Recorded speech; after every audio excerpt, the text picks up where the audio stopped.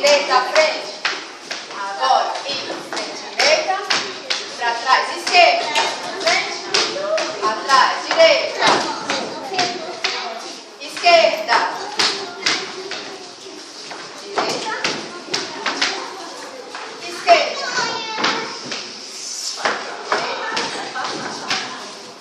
Esquerda.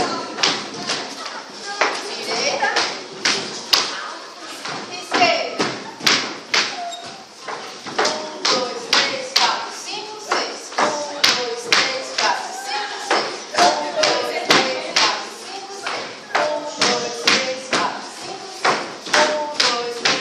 5, 6. 1, 2, 3, 4, 5, 6. 1, 2, 3, 4, 5, 6. Fez alguma coisa ainda? Não faz não. O braço desse movimento, a dança flamenca, ela é diferente das nossas danças folclóricas, porque nas nossas danças folclóricas o braço concorda com a perna. Se a gente salta, os braços estão no alto. Se a gente vai para a direita, o braço vai para a direita. Se vai para a esquerda, o braço vai para a direita, para a esquerda. No flamenco não. Não tem relação braço-perna.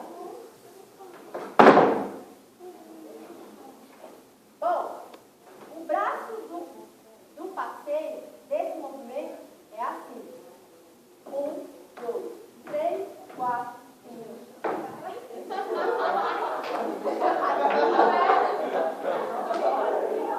Tá? Então vem. Eu subo pro lado, trago pro meu coração e elevo para Deus. Trago pro lado, pro meu coração, elevo para Deus.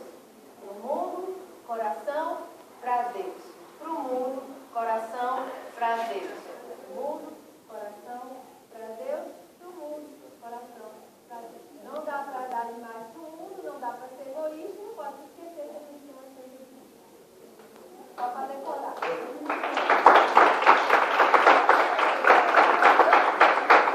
Você aqui em casa, tente fazer esse trabalho quando toca uma sevilhana de inteiro em 3 minutos, não dá para ir por pé.